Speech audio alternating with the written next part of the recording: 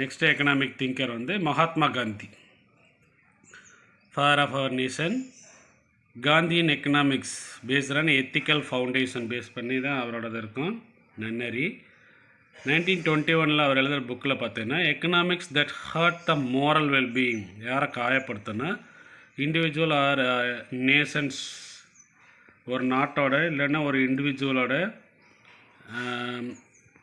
ஒழுக்க நெறிகள்லாம் காயப்படுத்தினோன்னா அது வந்து ஒரு எக்கானமியே என்ன செய்யுதுன்னா அந்த எக்கனாமிக் ஆக்டிவிட்டியெல்லாம் என்ன செய்யணும்னா அஃபெக்ட் பண்ணும். இட்ஸ் அ பாவம்னு வேறு சொல்லியிருக்கிறார், சின்ஃபுல். மறுபடியும் 1924 அதே கான்செப்டை தான் அவர் சொல்லியிருக்கிறாரு. The economy is and which ignore or disregard moral values.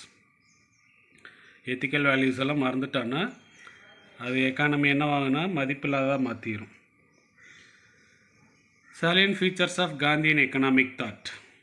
First, village republics. Gandhi concept என்னென்னா வில்லேஜ் டெவலப் பண்ணால் ஒட்டுமொத்த கண்ட்ரி டெவலப் ஆகுன்றது அவரோட concept. According to Gandhi, India lives in villages. We know that. He was interested in developing the villages as self sufficient units. அந்தந்த வில்லேஜுக்கு தேவையானதை ரிசோர்ஸை அவங்களே வச்சு அதை வச்சு அவங்க என்ன செஞ்சுக்கணும், develop பண்ணிக்கிறணும். Self-sufficient units. And he opposed extensive use of machinery, urbanization and industrialization. எதெல்லாம் எதிர்க்கிறாருன்னா மெஷின்ஸ் யூஸ் பண்ணுறது, இண்டஸ்ட்ரியலைசேஷன் ஆகிறது, அர்பனைசேஷன் நகர்மயமாகிறது, இதெல்லாம் என்ன செய்கிறாருன்னா எதிர்க்கிறார். ஏன்னா வில்லேஜ் வந்து ஒரு உயிர், ஒரு நாட்டோட உயிர்னு சொல்லிட்டு அதெல்லாம் வேணான்றார். அடுத்து மெஷினரி பற்றி அவரோட எக்கனாமிக் தாட் என்னன்னு பார்த்தீங்கன்னா Gandhi describe machinery as a great sin. பெரிய பாவம், மிகப்பெரிய பாவம் வந்து மெஷினை சொல்கிறார். ஏன்னா மெஷின்ஸோட அந்த டிமெரிட்ஸ் இருக்கு இல்லையா. He said that books could be written to demonstrate the evils. மெஷினால் வர்ற அந்த ஈவில்ஸை வந்து எல்லா புக்லையும் எழுதணும். And it is necessary to realise that machinery is bad. Machines வந்து ரொம்ப மோசமானது என்று சொல்லிட்டு அதை எல்லாருக்கும் ரியலைஸ் பண்ண வைக்கணும்.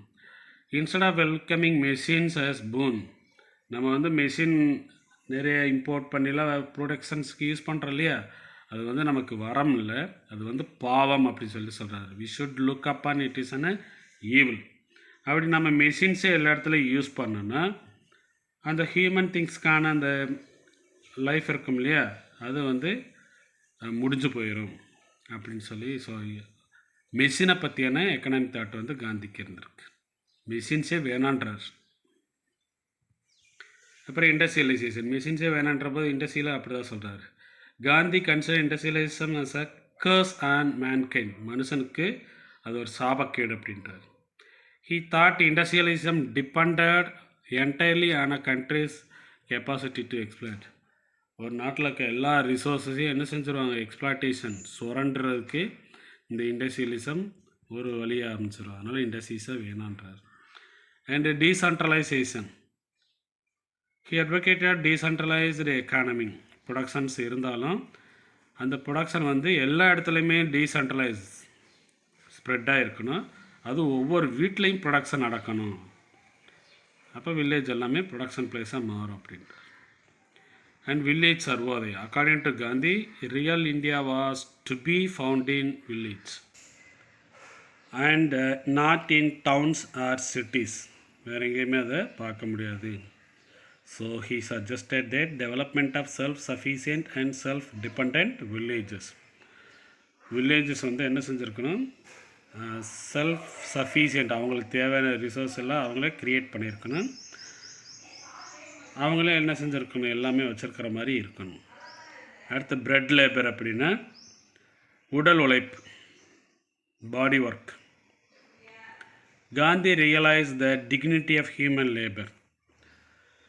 ஹியூமன் பாடியை வச்சு யூஸ் பண்ணி ஒர்க் பண்ணுறாங்க இல்லையா, அதை தான் டிக்னிட்டி, கண்ணியமான்னு சொல்லி சொல்கிறார். உழைச்சி வாழணும் அப்படின்றது, ஒர்க் பண்ணி சம்பாரித்து சாப்பிட்ணும் அப்படின்றது. He believe that god created man. மனுஷங்களை ஏன் உருவாக்குனார்னா அவன் தன்னோட நெத்தி வேர்வை சிந்தி உழைச்சி சாப்பிட்றதுக்காக உருவாக்குனார். Eat his bread by the sweat of his brow. நெத்தி வேர்வை சிந்தி. Bread labor or body labor was the expression that Gandhi used to mean manual labour,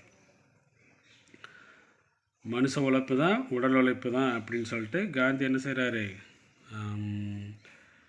அவரோட தாட்டில் இருந்து எந்த டீவியேஷனும் இல்லாமல் கான்சன்ட்ரேட்டாக இருக்கார். அடுத்து டாக்ட்ரின் ஆஃப் ட்ரஸ்டிஷிப், அறக்கட்டளை இருக்குல்லையா, அந்த கோட்பாடு எப்படி இருக்குன்னு சொல்கிறார். Trusteeship provide a means of transforming the present capitalist order of society into egalitarian one. என்ன சொல்கிறாருன்னா, இப்போ இருக்கிற அந்த கேபிட்டலிஸ்ட் சுச்சுவேஷனை சேஞ்ச் பண்ணிவிட்டு ஈக்குவாலிட்டி சொசைட்டி அப்படின்னா சமத்துவம், சோசியலிசம் உருவாக்குறது அந்த அறக்கட்டளையோட கோட்பாடு, ட்ரஸ்டிஷிப்போட டாக்ட்ரின் அப்படி சொல்லி காந்தி சொல்கிறார். It gives no quarter to capitalism, கேபிட்டலிஸ்ட்டுக்கு எந்த பங்குமே கிடையாது. No quarter to capitalism. கேபிட்டலிசம்னா முதலாளிகளாக இருக்கிறது, சோசியலிசம்னா எல்லோரும் ஈக்குவலாக இருக்கிறது. இப்போ எது வேணும் நீங்களே டிசைட் பண்ணிக்கலாம். However, now India experience both casino capitalism and crony capitalism. இப்போ நம்ம இந்தியா எப்படி இருக்குன்னா, கேசினோன்றது சூதாட்டம் ஆடுற அந்த கேபிட்டலிசமாகவும், அதே மாதிரி குறை சொல்லிகிட்டே இருக்கிற கேபிட்டலிசம் சார்ந்த அந்த மாதிரி எக்ஸ்பீரியன்ஸ் தான் இந்தியா ஃபேஸ் பண்ணிகிட்ருக்கு. அடுத்து ஃபுட் ப்ராப்ளம் படி காந்தியோட தாட் என்னன்னு பார்த்தீங்கன்னா, Gandhi was against any sort of food control. அந்த ஃபுட் ப்ராடக்ட்ஸ் இருக்கு இல்லையா, அதுமாரி எந்த கண்ட்ரோலுமே பண்ணக்கூடாது அப்படின்ட்டார். அப்படி நாம் கண்ட்ரோல் பண்ணும்போது ஆர்டிஃபிஷியலாக என்ன நடக்குன்னா, ஸ்கேர்சிட்டி க்ரியேட் பண்ணிவிட்டு ப்ரைஸ் என்ன செஞ்சுருவாங்க, இன்க்ரீஸ் பண்ணிடுவாங்க. Once India was begging for food grain. Last வீடியோவிலே சொல்லியிருக்கிறேன், நம்ம ஒரு வாரத்துக்கு மட்டும் தான் ஃபுட் இருந்துச்சு, அமெரிக்கா கிட்டேருந்து ஃபுட்டு கடை வாங்கியிருந்தேன்னு சொல்லிட்டு. அப்படிப்பட்ட இந்தியா இப்போ அடுத்தவங்களுக்கு எக்ஸ்போர்ட் பண்ணுற அளவுக்கு என்ன செஞ்சாச்சு, ஃபுட் கிரெயின்ஸ் ப்ரொடியூஸ் பண்ண ஆரம்பிச்சாச்சு. க்ரீன் ரெவல்யூஷன், எவர் க்ரீன் ரெவல்யூஷனில் படிச்சிருந்தாலும் அதுதான். Food grains, fruits, vegetables, milk, egg, meet எல்லாமே என்ன செஞ்சிட்ருக்கோம், நமக்கு போக அடுத்தவங்களுக்கு எக்ஸ்போர்ட் பண்ணுற அளவுக்கு இன்க்ரீஸ் ஆகியாச்சு. அடுத்து பாப்புலேஷன் படி என்ன தாட்டு வச்சுருக்காரு பாரு. Gandhi opposed a method of population control through contraceptives. அப்படின்னா செயற்கை முறையாக அந்த குடும்ப கட்டுப்பாடு இருக்கு இல்லையா, ஃபேமிலி பிளானிங், அது கூடாது அப்படின்றாரு. பீப்புள் வந்து அவங்களே என்ன செஞ்சுக்கணும், கண்ட்ரோலாக இருந்துக்கணும். He was however in favour of birth control through brahmacharya or self control. போய் ஃபேமிலி பிளானிங் பண்ணி தான் பாப்புலேஷன் கண்ட்ரோல் பண்ண வேண்டியது இல்லை, அவங்களே செல்ஃப் கண்ட்ரோலோடு இருக்கணும். He considered self-control as a sovereign remedy to the problem of overpopulation. Self control பாப்புலேஷனை கண்ட்ரோல் பண்ணுறதுக்கான சிறந்த வழி அப்படின்னு சொல்லி சொல்கிறார். அடுத்து ப்ராஹிபிஷனில் காந்தியோட கணக்கு, இந்த வைன்ஸ் இதெல்லாம் இருக்கு இல்லையா, அதை தக்கன்றது. காந்தி அட்வொகேட்டட் 100% ப்ராஹிபிஷன், 100% மதுவிலக்குன்னு சொல்லி போராடுறாங்களே இப்போல்லாம், 100% அந்த ஒயின் ஷாப்பில் க்ளோஸ் பண்ணுறது. He regarded the use of liquor as a disease rather than the vice. அவர் என்ன சொல்கிறாருன்னா, நமக்கு இந்த லிக்கர் வந்து எந்த விதத்தில் ஹெல்ப் பண்ண போகிறதில்ல, ஆப்போசிட்டாக என்ன தான் செய்யும், டிசீஸாக கொண்டு வரும். He felt that it was better for India to be poor than have thousands of drunkards. India வந்து இந்த குடிகாரங்கள் நாடாக இருக்கிறதுக்கு பதிலாக நம்ம பாவர்ட்டி கண்ட்ரியாகவே இருந்துட்டால் போதும் அப்படின்னு சொல்லி சொல்கிறாரு. But no many states depend on revenue from liquor sales. வேறு வழிகளில் நிறையா ஸ்டேட்ஸு அந்த லிக்கரில் இருந்து தான் அவங்களோட வருமானத்தையே எதிர்பார்த்துருக்காங்க.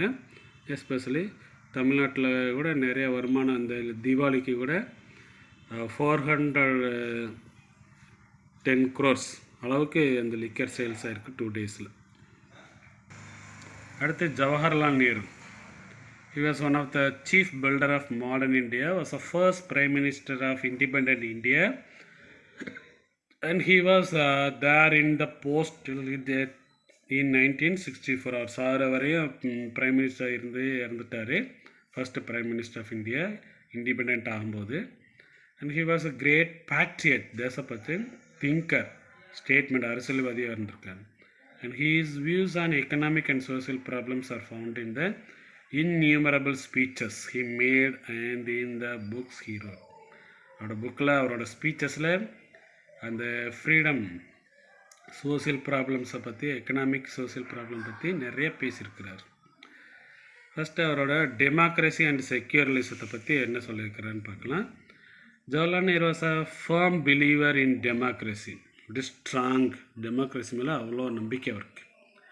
He believed in a free speech, civil liberty, adult franchise, ஓட்டு போடுற உரிமை, பேச்சுரிமை, அப்புறம் சொசைட்டியில் பீப்புள் வாழ்கிற, சுதந்திரமாக வாழ்கிற உரிமை, and rule of law and parliamentary democracy, இது மேலாம் அவருக்கு ரொம்ப நம்பிக்கை இருந்திருக்கு.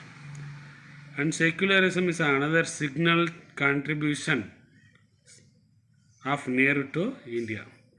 Our country there are many religions: Hinduism, Islam, Christianism, Buddhism, Jainism, Zoroastrianism, Sikhism and so on. இவ்வளோ ரிலீஜன்ஸ் இருந்தாலும் எந்த ரிலீஜன் என்ன செய்யறதில்ல, மெஜாரிட்டியை நாம தான் அப்படின்னு சொல்லிட்டு டாமினேட் பண்ணுறது கிடையாது. Secularism means equal respect for all religion. எல்லாரையும் மதித்து தான் நடக்கிறாங்க. இப்போ இந்த கார்த்திகை மாதம்லாம் வந்துருச்சு, ஐயப்பன் கோயில் அந்த பூஜை பாட்டு இதெல்லாம் போடுவாங்க. அப்புறம் இந்த மசூதியிலலாம் பார்த்தோன்னா எல்லாம் ஓதுறது, இதெல்லாம் நம்ம என்ன செஞ்சுருக்கோம், டாலரேட் பண்ணி தான் வாழ்ந்துட்டுருக்கோம். ஸோ அதனால தான் டெமோக்ரஸி செக்குலரிசம் மேலே நேருக்கு அவ்வளோ நம்பிக்கை இருந்திருக்கு. அடுத்து பிளானிங் பற்றி அவர் என்ன சொல்கிறாரு. Jawaharlal Nehru was responsible for the introduction of planning in our country. To Jawaharlal Nehru the plan was essentially and integrated approach for development. Vadivel சொன்ன மாதிரி எதை பண்ணணும், என்ன செய்யணும், பிளான் பண்ணி பண்ணணுன்றதில் நேருவுக்கு அவ்வளோ நம்பிக்கை இருக்குது. 5 year பிளான் இன்ட்ரடியூஸ் பண்ணல, அதுதான். Initiating the debate and second plan in the Lok Sabha May 15, 1956. அந்த பிளானிங் இன்ட்ரடியூஸ் பண்ணும்போது நேருவோட ஸ்பீச் எப்படி இருந்திருக்குன்னு பார்க்கலாம். He said the essence of planning is to find the best way utilize. அந்த திட்டமிடுதல் பிளானிங்கிறது என்னென்னா, ரிசோர்ஸஸ், மணி, அதெல்லாம் நாம் என்ன பெஸ்ட்டு வேலை யூஸ் பண்ணுறோம் அப்படின்றத அந்த பிளானிங் அப்படின்றது. Planning for Nehru was essentially linked up with industrialisation and eventual self reliance for the country's, economic growth and self accelerating growth. என்ன சொல்கிறாருன்னா, இந்த பிளானிங்கிறது இண்டஸ்ட்ரியலைசேஷனோட ரிலேட்டடானது. அது இந்த இண்டஸ்ட்ரியலைசேஷன் மூலமாக என்ன செய்கிறாங்கன்னா, ஒரு கண்ட்ரி வந்து அவங்கள செல்ஃப் ரிலையன்ஸ், செல்ஃப் க்ரோத் செஞ்சு அந்த செல்ஃப் சஃபிஷியண்ட்டை அச்சீவ் பண்ணுறதுக்காக. ஸோ நேருவோட அந்த planning, Nehru's contribution to the advancement of science, research, technology and industrial development cannot be forgotten. எந்த காலத்துலேயும் மறக்க முடியாத அளவுக்கு அவர் இந்த இதிலெல்லாம் அவ்வளோ இம்பார்ட்டன்ட் பிளான் பண்ணி செஞ்சுருக்கிறாங்க. And it was during his period many IITs, research institutions were establish. ஐஐடிஸ்னால் Indian institute of technology, major சிட்டிஸ்லலாம் இருக்கும். இங்கெல்லாம் நீ படிக்கிறதுக்கு உடம்பெல்லாம் மூளையாக இருக்கணும். என்ட்ரன்ஸ் எழுதி பாஸ் பண்ணிவிட்டு அங்கே உள்ளே போயிட்டீங்கன்னா உன்னை அப்படி கவர்மெண்ட், சென்ட்ரல் கவர்மெண்ட்லேயே தூக்கிடுவாங்க, இல்லை பெரிய பெரிய இண்டஸ்ட்ரி சிஇஓ அந்த மாதிரிலாம் போய்க்கலாம். த ரிசர்ச் இன்ஸ்டியூஷன் வேறு sir, he always insisted scientific temper. அவர் எப்போயுமே எப்படி இருப்பார்னா, சயின்டிஃபிக் அப்ரோச்சில் திங்க் பண்ணுவார். டெமோக்ராட்டிக் சோசியலிசம் படி அவரோட கான்ட்ரிபியூஷன் என்னன்னு பார்த்தீங்கன்னா, socialism is another contribution of Nehru to India. He put the country on the road towards socialistic pattern of society. India வந்து எப்படி கொண்டு போனால் அந்த சோசியலிசம்னு என்ன சொல்லியிருக்கேன், ஆல் ஆர் ஈக்குவல், அதோட நோக்கி போகணும் அப்படின்ட்டு இருக்காரு. But Nehru socialism is democratic socialism. அந்த சோசியலிசம் இல்லாமல் என்னவாயிருக்கு, டெமோக்ராட்டிக் ஈக்குவலேஷனாக மாறி இருக்குது. This is what Nehru's contribution regarding economic thought.